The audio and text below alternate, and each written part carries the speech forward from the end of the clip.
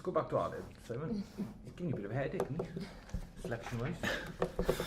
And Aled has had a run of games a few months ago. We played in a couple of big games, Ospreys in particular, and team didn't perform that well that day. And I think he's learning loads at the moment, along with all the other nines. But Tav has been in Welsh camp. Roger Williams has gone really well for Thandover. He's not as much opportunities with us, but also played well for the 20s. And then Aled and Gareth Davis are fighting out at the moment here. So it is great competition. Aled is like all of them, real talent, and they've all got different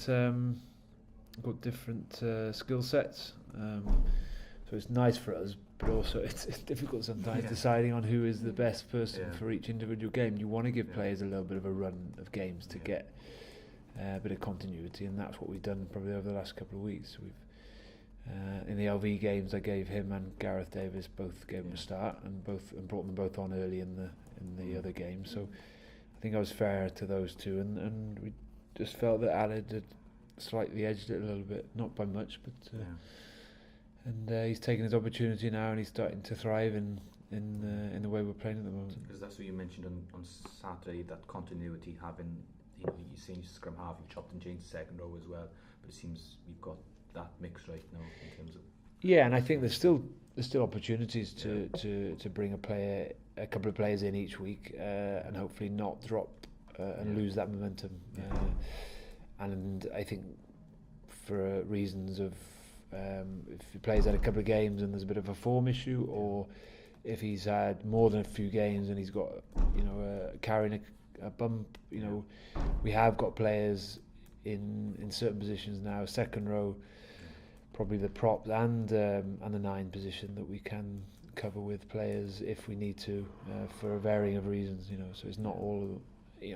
I wouldn't say we wouldn't change the team over the next couple of weeks at all, because I think we might need to anyway.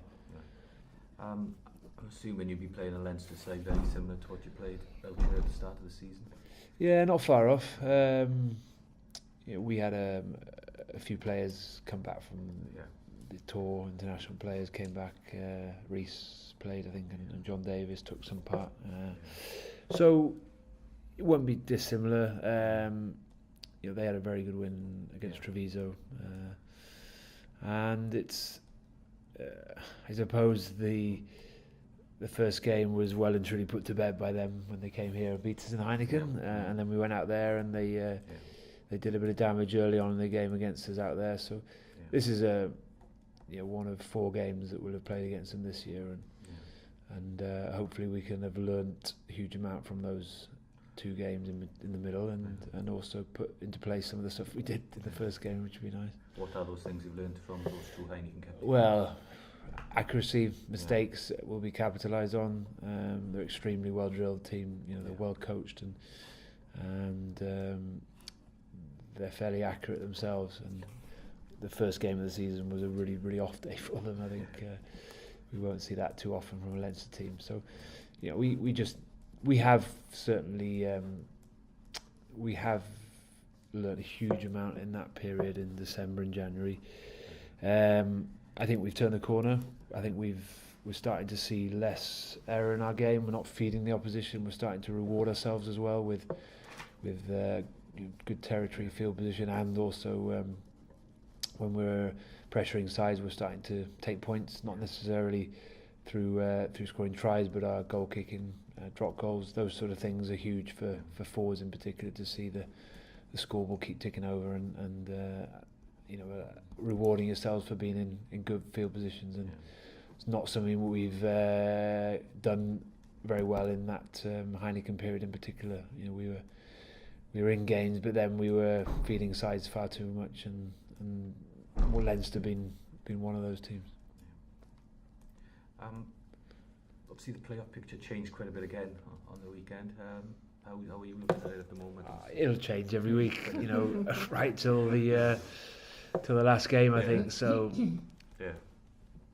the thing is now, like all the it's still in our hands. We're playing another team that are in a similar position to us like we did last weekend, so we've got an opportunity to take points off Leinster. They'll see it the same as us. They'll see it a chance to move clearer again of fourth place. So it's really good at the moment that we've got this in place. The Pro 12 is a good competition. The fact that they've got the playoffs in there as well just adds a huge amount to these games. You could say at the moment, if it was just the top side winning the competition, it would be maybe a one horse or two. Certainly up until the last couple of weeks, Ulster were well and truly clear. But it's great now that we've got this in place, and it allows sides in 5th and 6th even to come through and stake a claim for the silverware, which is great. Is the top two still realistic? I think so. Yeah, we've got to play Glasgow, we've got to play Leinster. In that respect, we can take points off sides competing for that second spot. Ulster might be a little bit more difficult to catch, and we don't play them either, so we can't take points off them. This weekend, I think. Yeah. So, and they went particularly well in Rodney Parade of the weekend. So it's good, it's good for the competition, and hopefully we can rise to that challenge as well. We certainly haven't achieved anything yet, but we're in the right direction after a sticky patch over the last couple of months.